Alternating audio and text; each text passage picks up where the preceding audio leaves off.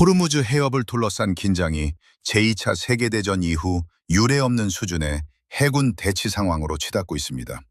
2026년 2월 말 미국과 이스라엘의 합동공습으로 이란의 최고 지도자 알리 하메네이가 사망한 이후 이란 혁명수비대는 전 세계 원유 및 액체 천연가스 공급량의 약 20%가 통과하는 전략적 요충지인 호르무즈 해협을 전면 봉쇄했습니다.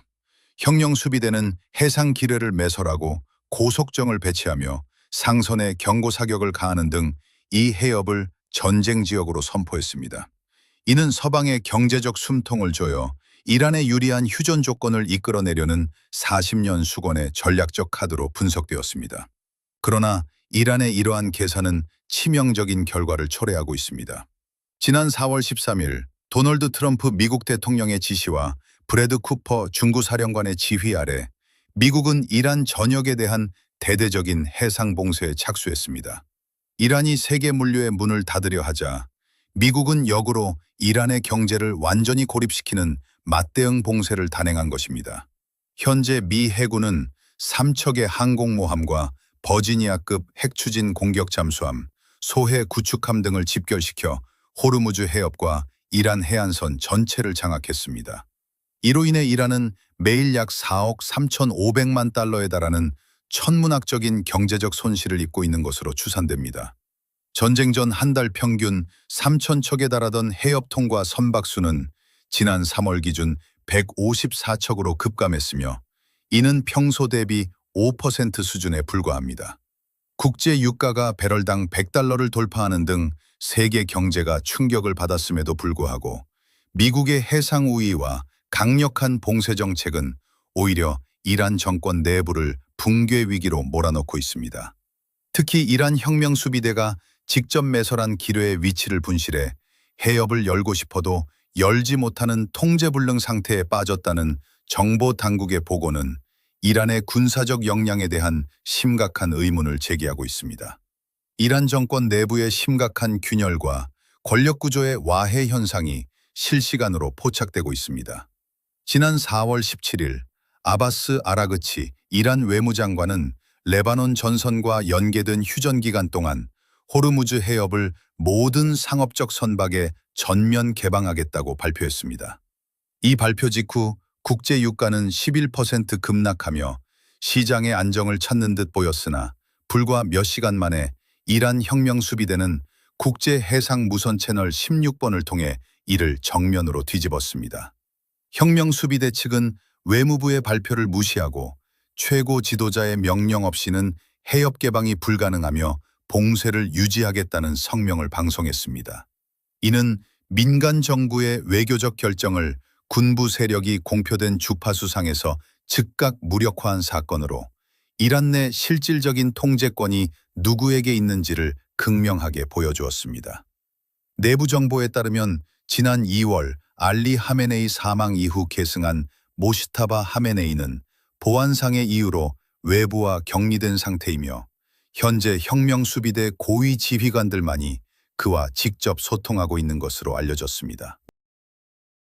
이란 대통령과 외무장관을 포함한 민간 지도부는 최고 지도자에 대한 직접적인 접근권조차 상실한 상태입니다. 이와 관련해 마르코 루비오 미국 국무장관은 지난 4월 28일 인터뷰를 통해 이란 지도부가 깊게 분열되어 있으며 이러한 구조적 위기가 전쟁 종식을 위한 협상을 불가능하게 만들고 있다고 지적했습니다. 도널드 트럼프 대통령 또한 소셜미디어를 통해 이란 내부의 강경파와 온건파 사이의 내분이 심각한 수준이며 미 해군이 호르무즈 해협의 통제권을 완전히 확보했음을 강조했습니다. 이란의 군사적 도발은 우방국이었던 국가들마저 적으로 돌아서게 만들고 있습니다. 지난 4월 18일과 19일 이란 혁명수비대는 사전 통행 허가를 받은 인도 국적의 상선 산마르 헤럴드호와 자그 아르나브호에 대해 무차별 사격을 가했습니다. 이는 서방의 제재 속에서도 이란의 전략적 파트너 역할을 해온 인도와의 관계를 파괴하는 행위로 혁명수비대가 적군과 중립국을 식별할 능력조차 상실할 만큼 절박한 상태에 놓여 있음을 시사합니다. 또한 아랍에미리트를 비롯한 걸프 국가들은 이란의 호르무즈 해협 무기화를 강력히 비판하며 이란의 무장단체 지원 중단과 해협 폐쇄에 따른 배상 책임을 요구하는 등 대이란 압박 공조에 공식적으로 합류했습니다. 외교적 해결을 위한 시도 역시 수차례 무산되었습니다. 지난 4월 12일 파키스탄 이슬라마바드에서 열린 미-이 협상에서 이란 측은 미 해군의 봉쇄 해제를 조건으로 해협 개방을 제안했으나 핵 개발 관련 논의는 차후로 미루겠다는 입장을 고수했습니다.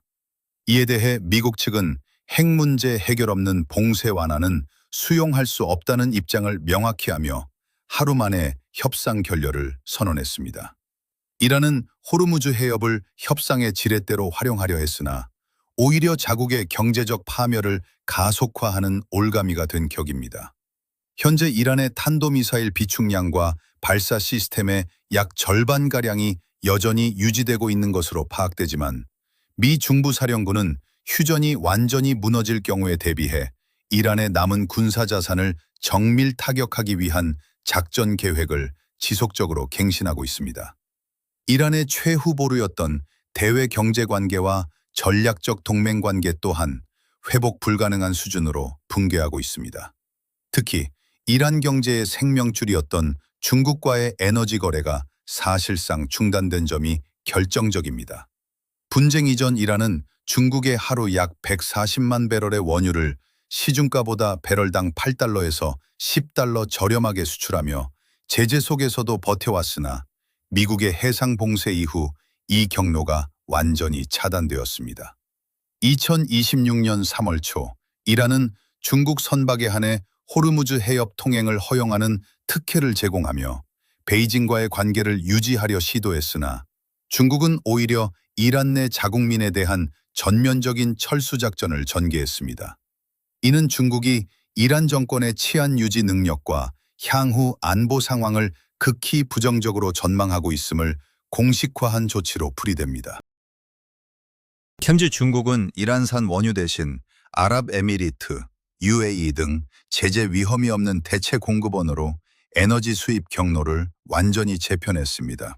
또 다른 우방국인 러시아 역시 자국의 우크라이나 전쟁 여건과 경제적 압박으로 인해 이란에 실질적인 도움을 주지 못하고 있습니다. 아라그치 외무장관이 모스크바를 방문해 외교적 지원을 요청했으나 러시아는 상징적인 지지 의사만 밝혔을 뿐 미국의 봉쇄에 맞서 해군력을 투입하거나 경제적 지원을 제공할 의사가 없음을 분명히 했습니다. 국제연합 안전보장이사회에서 중국과 러시아가 해상안보 관련 결의안에 거부권을 행사하며 이란의 방패 역할을 자처하고는 있으나 이는 실제 전장과 경제 현장에서는 아무런 영향력을 발휘하지 못하는 상징적 조치에 그치고 있습니다. 이러한 고립 속에서 이란 혁명수비대와 민간 정부 간의 괴리는 더욱 깊어지고 있습니다. 4월 28일 이란군 대변인은 호르무즈 해협이 여전히 전쟁 상태에 있음을 강조하며 미군 함정을 불태우겠다는 강경한 대외 메시지를 발신했습니다.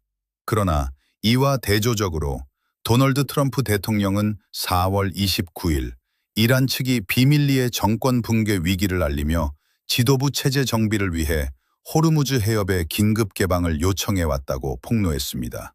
이는 대외적인 호전적 수사와 내부적인 절박한 실태 사이의 괴리가 극에 달했음을 보여줍니다.